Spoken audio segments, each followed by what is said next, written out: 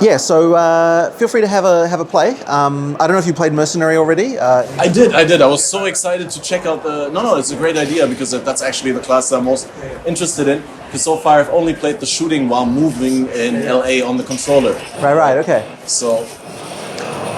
Oh, yeah. Directly coming in with some big poison here. So if you use the Q shotgun with the ice, then there's a specific mechanic here where frozen enemies can be shattered by the shotgun. Okay, so I first press R, freeze, and then use the Q, and right. So there's also an AOE when you do that, so it's actually very good in packs because you get overlapping AOE circles and can be quite a lot of damage. Right. The other thing as well is that in PoE 2 the resistances do matter more, so you're more encouraged to use different skills. So when you have those plant guys, it's best to use the fire shotgun, which is on middle click. Okay. So middle and then left click to shoot. Oh, yeah, right. That's just a change ammunition skill. So this fire thing, it's going to do a lot more damage to trees, being that it burns them. So yeah, that's kind of thing. I use that a lot in the gameplay demo where you start at level 13. All right. Okay, so try that. Yeah. And the trees are extra vulnerable. Yes. You can see the icons at the top there with the. Oh, it's retro. Yeah. So feel free to do that. Familiar faces. Yeah. Just try not to die. Use grenades, by the way. Right click. Oh yeah, right. Oh, great. Grenades for big AOE coverage. Yeah.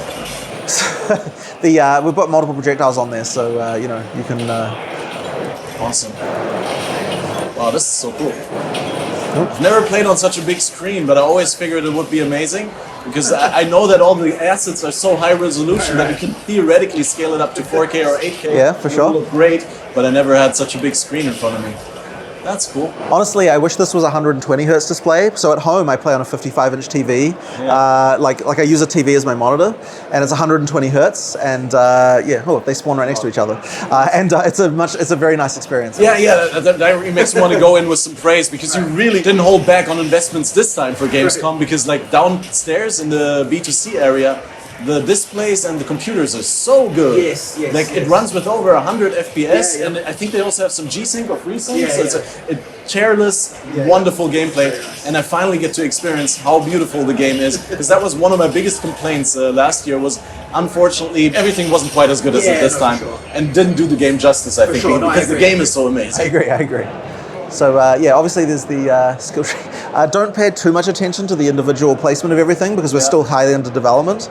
One feature you might be interested to know is that if you hold down Shift, then you can see the DPS changes that this skill will give you. Okay, that's just that one particular passive or all the ones leading up to that? Just that one passive. Okay. So it isn't POB, it's just you get one at a time, but there's still POB for that. But it is just useful for new players to be able to see what to do. And if you do it on like a non-damaging thing, then you should be able to see like what the changes on your character from one to the other. So it's just quite handy. Yeah. It even works like, for this, right, this changes quite a lot of things about your character, so you get all of the stats, and it's quite interesting. We actually are going to have this also for items too. It's not implemented yet. So when you're hovering over an item to see what it will do to your character, you can see what DPS change it will have on all your skills and the other stat changes in one screen, as well as leveling up skills and things like that. Do you mind if I just go into attack speed, or do you have any... what was that, sorry? I would just path directly into the attack speed. Sure. Once again, don't worry too much about the exact position of all this stuff. I'm not looking for it. I'm not planning to get that in PoE 2 when it releases, but like for now, I think that's probably a good thing. Yeah. The other thing is, of course, yes, we now have the ability to specify what attribute, and is that for all the travel nodes? Yeah, every travel node is like this. Yeah. And you can actually respec them without having to unspec down to them either. So you can change what attributes you have on the tree just using gold if you want. Okay. That's amazing because I think that's really important that the barrier of entry gets lowered, and especially when I was starting Path of Exile back in 2014, it was a much smaller game than it is now, right? Like there's lots of things to learn. You can hold this one down, by the way, to just keep firing the assault rifle. Oh right, Yeah. you calling it an assault rifle? I mean, that isn't its real name, but basically that's what it is. Yeah. No, I also told people about gunplay. Yeah. Shooting my shotgun and all Yeah. that. I use the there we go. Yeah, it must pain you to see me play like that. But I haven't internalized the combos yet. It's okay. So, sorry, the dev build, as I mentioned, has problems. That's all good. And I'll just revive you. Yeah, I had that on live before, I think. Right, okay. Hang on, let me just deal with this. But yeah, I had a segue question from the lowering the barrier of entry, because there's so much to learn for a new player. I always felt like I had to tab out constantly, and now there's so much information in the game streamlined. You get like the choice of gems. Yeah. What I wanted to ask in relation to gems is when I click these uncut skill gems, I don't only have the option to get new skills, but I also get level up existence. So we've removed experience gain on gems, and we now have the system. And honestly, this change was so good. It's funny because one of the classic noob questions in PoE is like, why do I have to manually level up my skills? What the hell? Oh, I think I put no clip on. Sorry. Oh. Yeah. So that's yeah.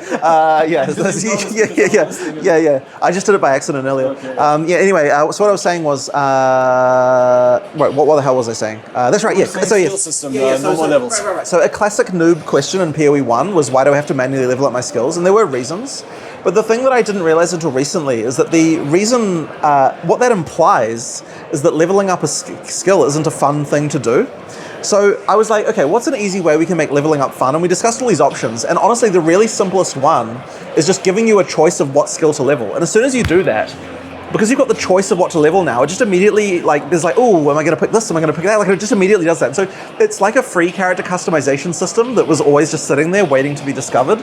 And really, when you come right down to it, it's just D2, right? That's effectively the skill tree system that we have now. Of course, when you allocate the skill, you get, there's still items and so on.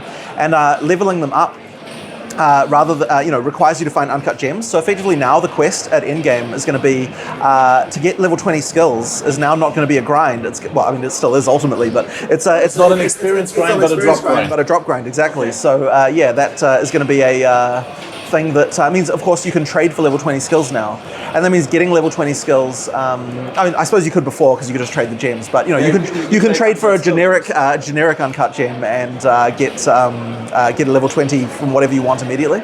So it just makes that gameplay, I think, quite a lot better. And honestly, it's way more fun during leveling, and it's also quite interesting, I think, to have the choice of what skills on my character do I want to be the ones that I'm focusing on. I think it improved things quite a lot. I'm curious, I have to ask, because when Settlers was announced and we were all trying to figure out what a Settler is going to be, we dug into the old podcasts and dev interviews on Bayclass and here and there, because I was so sure there's more references to board games that we can find out, because we know you're friends of board games, but there was surprisingly little material. Is there anything that you can talk about in relation to your board game hobby, inspiring decisions in the professional game design?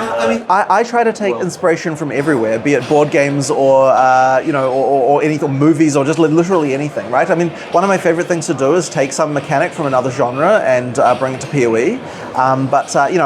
Obviously, I wish I got more time to play board games these days. Right now, since I have a small son, I'm pretty much restricted to the most basic board games at this point. But I've always been a fan of this kind of thing, and all the classic Euro games. I'm a big fan. But probably my first love when it comes to physical games is Magic the Gathering, and I think you see a lot of influence in PoE from that, just from the way, especially in PoE 2 now as well. What the hell? Okay, the monster was stuck. It's doing something weird. You see a lot of that in PoE 2, especially where we're keywording a lot more things, and then we're utilizing those keywords across different classes a lot more, that kind of thing just leads, I think, to a lot more interesting combos. And just like in Magic the Gathering, give people a lot of tools and they'll find interesting ways to use them. Which, we always had in PoE from in some way, but not usually within the actual active skills themselves. You usually would just be spamming one skill and it was all about maximizing that one thing. And I was very keen to have more combo gameplay between skills and actually have that be more of a factor. But without basically forcing the player into it. No, you don't have to do it, of course, but you're going to be rewarded if you do it. And it's funny actually because a lot of the time people are like, oh, I just want to spam this; it's the best. And then you're like, oh, but if you just add this one skill, it'll be your build will be like 30% better. And they're like, oh, well, yeah, I guess I'll use that then. And then like after not too long, they've added 3 or 4 more things that improve things, and they're happily comboing away. I noted that with the armor-piercing rounds and the high-velocity rounds. Yeah. So that one is very good for very high defense monsters, but also using the high velocity rounds to just prepare for a shotgun blast is actually very good as well, because since armor, as I'm sure you know, is better against small hits than big ones, it means that breaking the armor off before using the shotgun is very important, because the shotgun actually hits, I believe, 12 times with lots of tiny hits. And so it's actually armor is very, very. It makes monsters with armor very resistant to it. So you really want to break the armor off if you want to use it effectively. Yeah. So you also recently revealed that you're making defenses work against everything. So there's for monsters not a difference between spells and attacks anymore. Yes, exactly. So that was something where I want the... you can tell what element an attack is fairly easily, especially in PoE 2, where we've been very careful to be very consistent with the visuals for our elemental attacks. But it's very hard to judge sometimes what thing is an attack versus a spell. I mean, I think people who play PoE for a long time kind of understand that, but I think it was something that was actually detracting from readability of things, so that's why we decided to change that. Well, I mean, there's a lot of things in PoE 1 that look like spells, but they're coded as attacks, and they work as attacks. Yeah, so, I think that it's better, like, if you can't tell in advance what something is, I think it's better that we don't have your defenses care about it. That's something that I believe in, and hence why we're changing it. But, there's no life on the tree now, so that means that defenses are, something that you have to care more about. Although you still can get flat life with strength, you now get 3 life per strength, and since any class can get it, no matter where they are, that actually is quite an important element of getting life. And in fact, all 3 of the attributes are sort of important, right? Because you can get mana and accuracy from the other 2. Okay, the other 2s are still the same. Yes, and the reason why that's nice is that but all these 3 things are things that every player might need at any given time, no matter what class you are. So having the ability to pick those at any time, I think, is actually quite an improvement. It gives you more freedom to navigate the tree to the things that you really care about, instead of like having to pick up the basic requirements or having to cover them elsewhere. I don't know if you also noticed the way that support gem requirements have changed now, by the way. If you kill these monsters and then open the skill screen, I can show you what I'm talking about.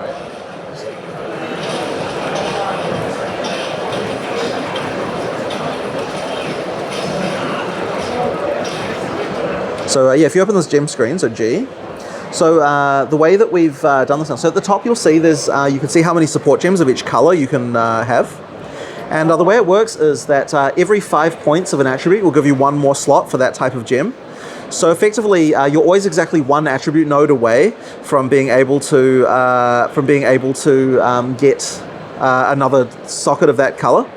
So right now, because obviously you're a strength dex character, you can put a reasonable number of strength and dex things, but you can't have too many int gems on your character. But if you want to have a lot of int gems, you could just allocate some more int to be able to do that. So it works differently than requirements normally do, and I think it's actually improved things a lot, because it still has that feeling of like, if I want to go off attribute, I still have to put some effort into it. But I think it works a lot better than the requirements in PoE 1 did. Okay, but you still have to do the jeweler thing and roll the sockets on the skill gems? So there's no socket colors anymore, they're all just white. Yeah. But the attributes effectively control which one you do. Now there are items that add more sockets, and those you find as you go through the game. So the upgrade from 2 to 3 is quite a big one, and then you can get 3 to 4, 4 to 5, and 4 to 5 to 6. Sorry, just one more minute, guys. Sure, no problem. Yeah. Let me see. Is there anything? Yeah, we probably covered a bunch of random stuff without you looking at your questions. Yeah. No, what I'm really curious about is about a couple months ago, you took everyone for a ride when you teased that there will be Roa mounts. Has there been any evolution on the idea of? I mean, they're still there on the Ranger. We just haven't been. It's just too high level for these demo characters to do. Oh, okay. So it's like it's a passage in the story, or does it have a place in endgame? No. It's a spirit reservation. So what it really is a minion. It's just a minion type. It uses 100 spirit to reserve it, and then the rower will attack things when you're not mounted on it. But yes, it has a special ability to get on top, and then you suffer no movement penalty while shooting on the back of a rower. But if you get heavy stunned, then it's a very big. It's like a fall down with it's like many seconds to recover from. So you have to be very careful, and it can be better to jump off when you're going to engage certain enemies. And any skill that jumps will jump you off the back. So that means that you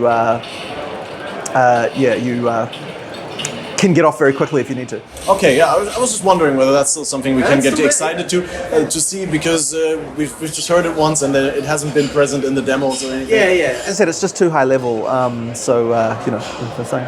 Okay, just one more question. If we have the chance to play a little bit more downstairs, what would you recommend I do? I played the Mercenary. What are you really proud that is in this demo? I should check out. Well, I mean, I like all the classes, but I don't know if you've tried the minion class yet. Okay, so yeah. So the Witch is in the demo. I think you might want to try that.